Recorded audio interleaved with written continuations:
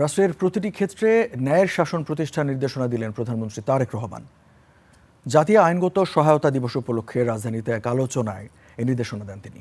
বলেন, মানবিক ও গণতান্ত্রিক রাষ্ট্র বিনির্মাণে সমতা ও ন্যায় বিচারে কোনো বিকল্প নেই। জনগণের যে কোনো প্রয়োজনে রাষ্ট্র তার পাশে থাকবে, এমন প্রতিশ্রুতি দিলেন সরকার প্রধান। ন্যায় বিচার যেন অধিকার নয়, অনেক ক্ষেত্রেই সামর্থ্যের প্রশ্ন। সেই দেয়াল ভেঙেই এবার রাষ্ট্র পৌঁছে যেতে চায় মানুষের দরজায়। ন্যায় বিচার প্রাপ্তির সেই অঙ্গীকার নিয়েই দেশের প্রান্তিক, অসহায় ও বঞ্চিত মানুষের পাশে দাঁড়াতে জাতীয় আইনগত সহায়তা দিবসের আয়োজনে এলেন প্রধানমন্ত্রী তারেক রহমান। ১৯৯৪ সালে লিগ্যাল এইড কার্যক্রমের পথচলা শুরু হয়েছিল বেগম খালেদা জিয়ার হাত ধরে।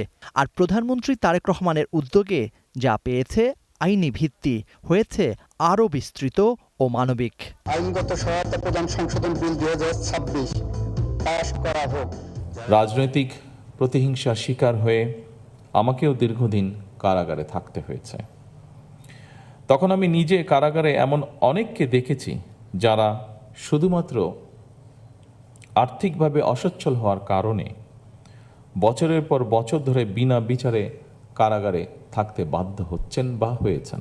একজন ভুক্তভোগী টাকার অভাবে আইনজীবী সহায়তা নিতে পারবে না, এমনটা যেন না হয় সেটি সরকার চেষ্টা করবে সর্বতোভাবে নিশ্চিত করতে।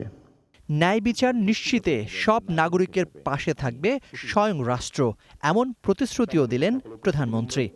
প্রতিটি মানুষের মনে এমন বিশ্বাস থাকতে হবে যে জনগণের যে কোনো প্রয়োজনে রাষ্ট্র তাদের পাশে রয়েছে।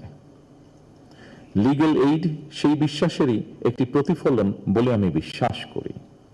আসুন আমরা সবাই মিলে একটি ন্যায়বৃদ্ধি মানবিক রাষ্ট্র গড়ে তুলি, যেখানে ন্যায় বিচারই হবে শেষ কথা আমাদের।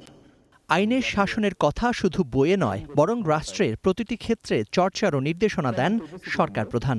ন্যায় বিচারের কথা শুধু আইনের বইয়ে নয়, এটি প্রতিটি মানুষের জীবনেই সত্য এবং বাস্তব হয়ে উঠুক, এটি বর্তমান সরকারের প্রত্যাশা। ন্যায় বিচার কখনোই কেবল আদালত কেন্দ্রিক নয়, কোনো প্রক্রিয়া নয়, এটি কোনো জীবন্ত মূল্যবোধ। এটি একটি জীবন্ত মূল্যবোধ যা রাষ্ট্রের প্রতিটি নীতি, প্রতিটি সিদ্ধান্ত এবং প্রতিটি প্রতিষ্ঠানের কার্যক্রমে অবশ্যই প্রতিফলিত হওয়া প্রয়োজন। বছরের সেরা আইনগত সহায়তা কর্মকর্তাদের হাতে সম্মাননাও তুলে দেন প্রধানমন্ত্রী। জাকারি আহমেদ, স্টার নিউজ, ঢাকা।